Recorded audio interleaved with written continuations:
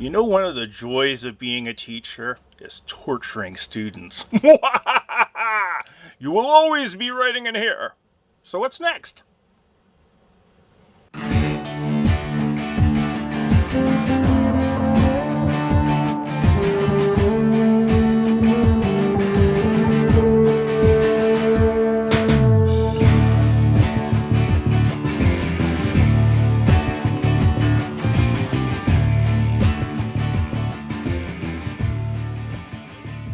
We're going to move on to the technology narrative.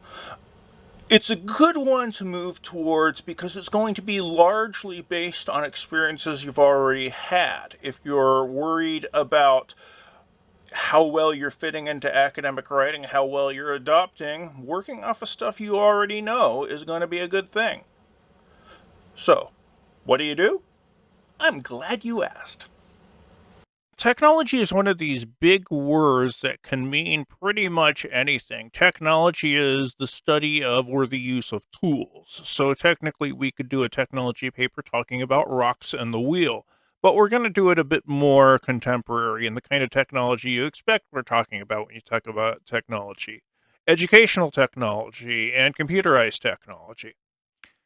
But first, before we get into that, I want you to imagine that instead of being in a college classroom where we meet over the internet and chat and you watch videos, we were in an actual, honest, normal classroom. But 70 years ago.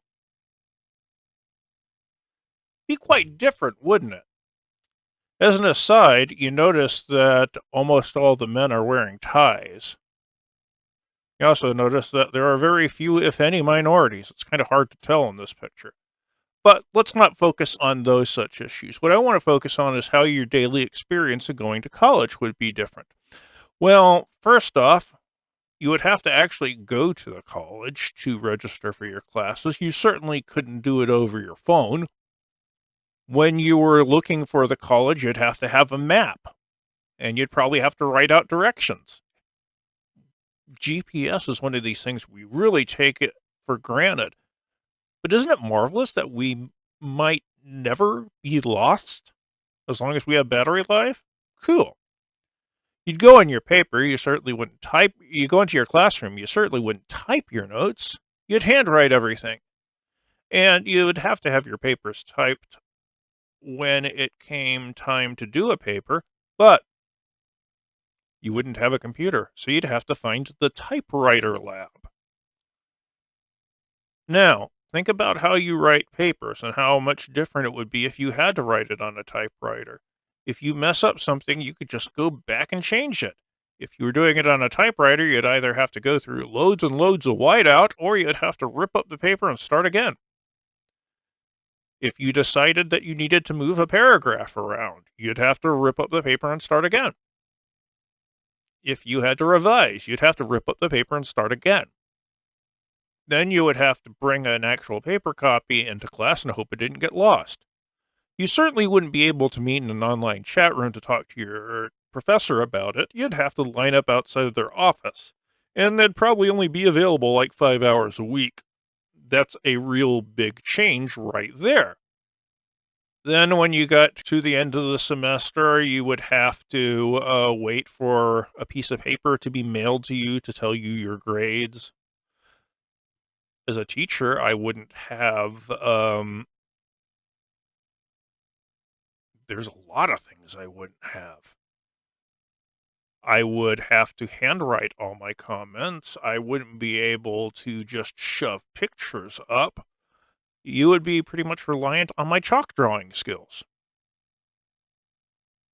We could go on, but technology really changes a lot of things, and it's hard to realize because we're so immersed in the technology. We don't really have an escape from it, and we take it for granted as a result. Now, this leads us to the technology narrative. Digital technology is the specific focus, plays a role in many parts of our life, not the least of which is education. For this essay, you will write a personal narrative about how some technology has influenced how you learn and especially how you write. You can start with an experience that changed the way you use and think about digital technology in relation to academic work, especially writing. Could be your first experience with new technology, a time when you learned a new use for an existing technology, an assignment that showed you new uses for technology in your schoolwork, a time when you recognized the limitations of a certain technology, or a time when you struggled but finally mastered a technology. Keep this specific. Go to something limited in time. The first time I wrote on a word processor is much better than my senior year, or even my senior year computer class, or everything I used my Chromebook for.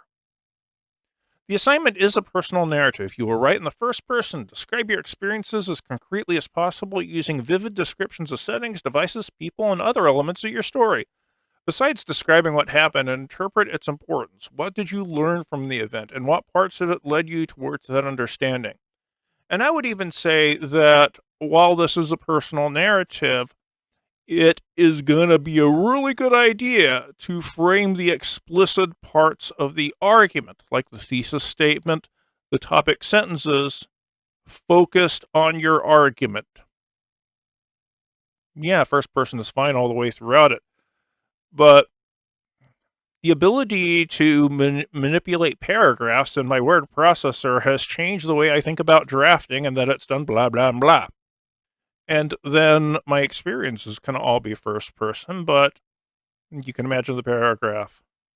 Computer technology gives the possibility of revising as you go, that kind of thing. So let me tell you a little bit about how technology has played a role in what I do. First and foremost, I went to a community college out of high school. Then I took a summer off after I got my 2-year degree, and about 3.5 years later, I went back to school.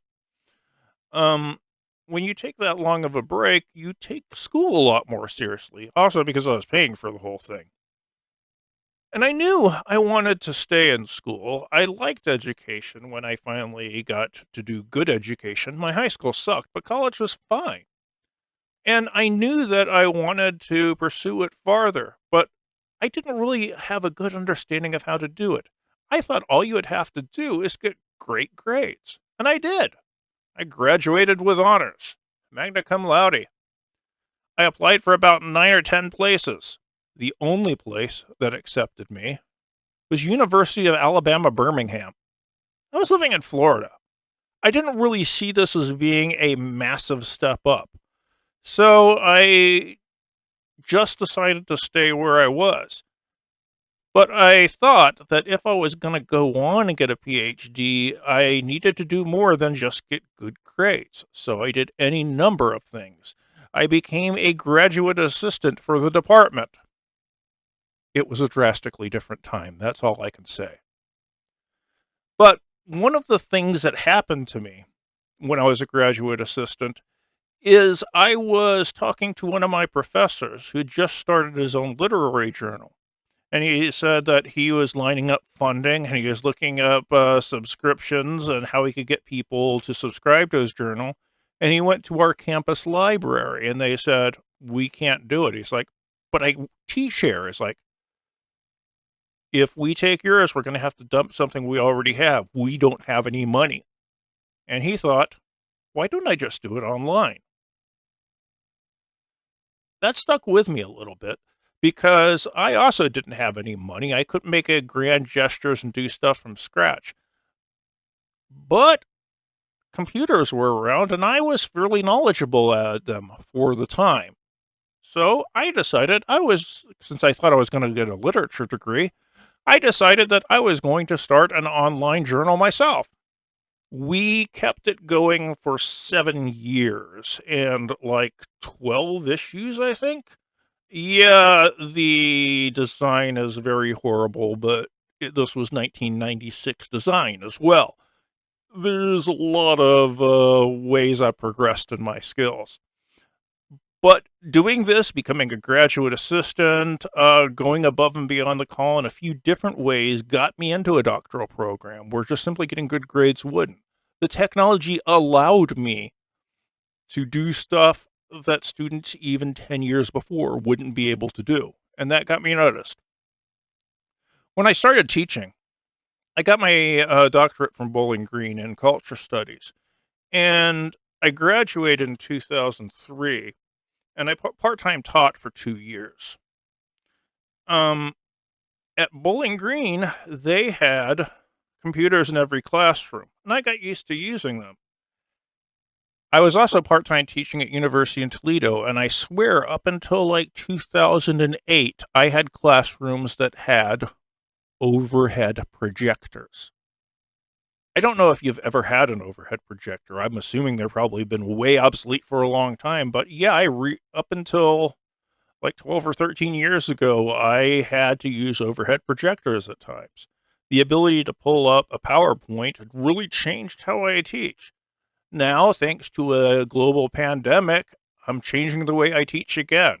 I'm working on getting a better lighting in here for my video cameras. If you notice, the audio is clearer this time because I was finally able to get a decent microphone stand. And I'm looking for more ways to make the class work and still give it a feel of a normal class. But if I was back in 1950s, we couldn't do any of this.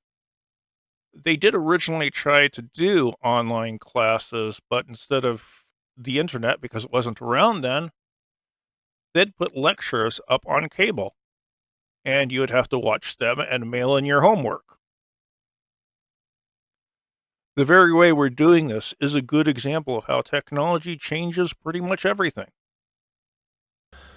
No doubt during the writing of your technology narrative, you're going to learn a lot about writing. My students always improve throughout the course of the semester to where the papers that they're writing in week 12 are much better than the papers they're writing in week 1.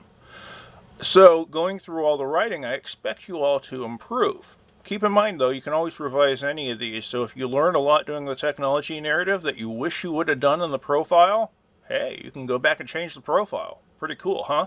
See you in the next video.